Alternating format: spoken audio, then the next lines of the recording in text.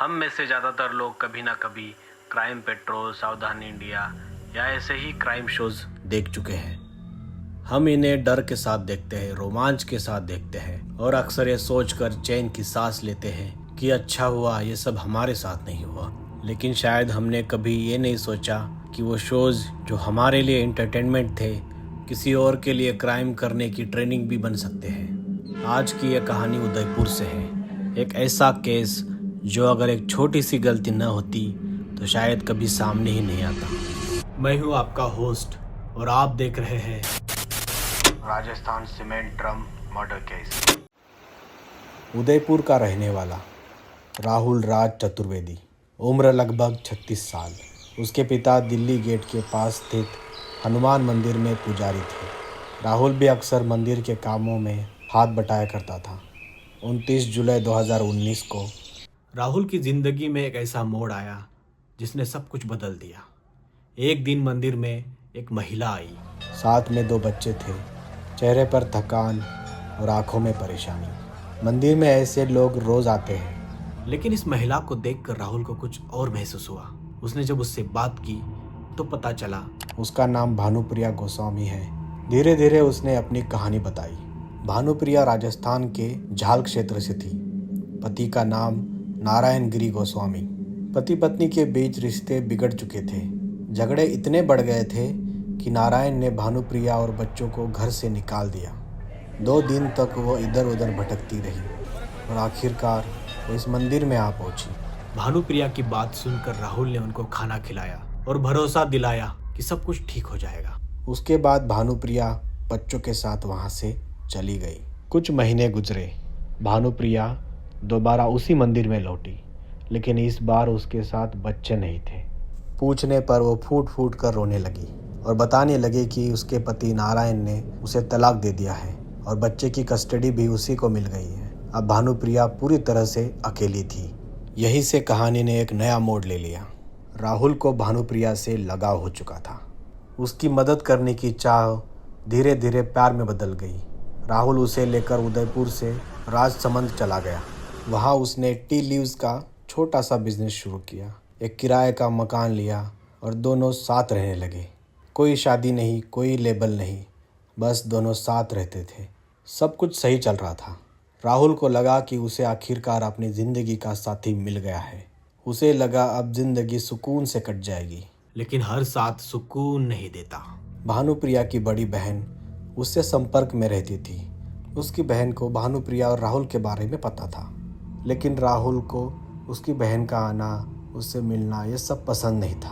भानुप्रिया के बुरे वक्त में उनके रिलेटिव्स ने उसको साथ नहीं दिया, इसलिए राहुल को उनसे चिढ़ होती थी। लेकिन भानुप्रिया उनसे बात करना चाहती थी, इसलिए धीरे धीरे दोनों में झगड़े शुरू हो गए। उसके बाद रिश्तेदारों का आना, उनके साथ फ़ोन पर बात करना, सब पर रोक लगाना शुरू किया। भानुप्रिया को मिर्गी के दौरे पड़ते थे।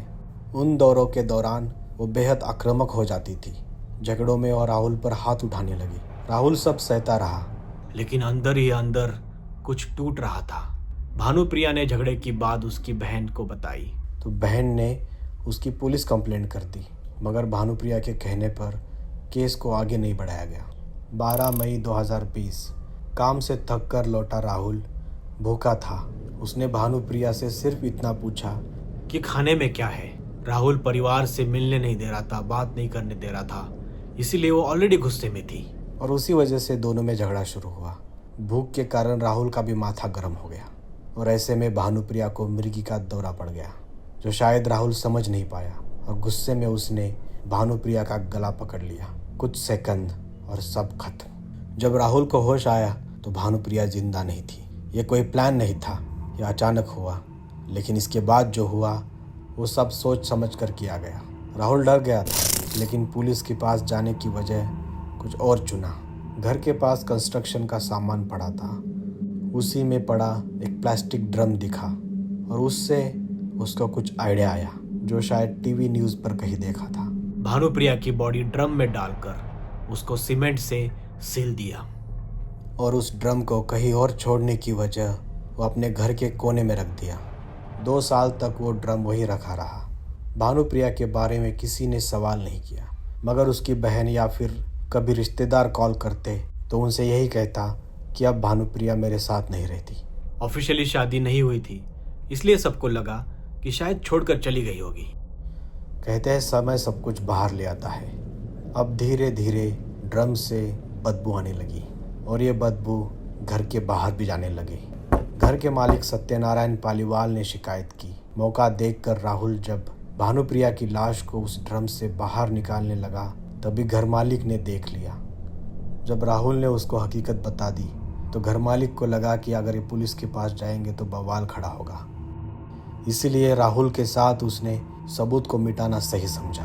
दोनों ने मिलकर ड्रम को जलाया, हड्डियां पिस गई, सब खत्म। राहुल जो कभी एक सिंपल सा पुजारी था और धीरे धीरे छोटी मोटी जॉब्स करके अपनी ज़िंदगी चला रहा था, समय के साथ एक बिल्कुल अलग रास्ते पर चला गया।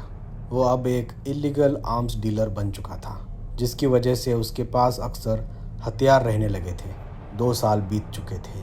साल 2024 में राहुल एक गन लेकर मोहनलाल सुखाड़िया यूनिवर्सिटी के पास घूम रहा था। किसी ने उसके पास गन देख ली और तुरंत पुलिस को सूचना दे दी। कुछ ही देर में पुलिस मौके पर पहुंची और राहुल को गिरफ्तार कर लिया। अरेस्ट के बाद जब उससे पूछताछ शुरू हो गई तो एक पुलिस कांस्टेबल ने राहुल को पहचान लिया।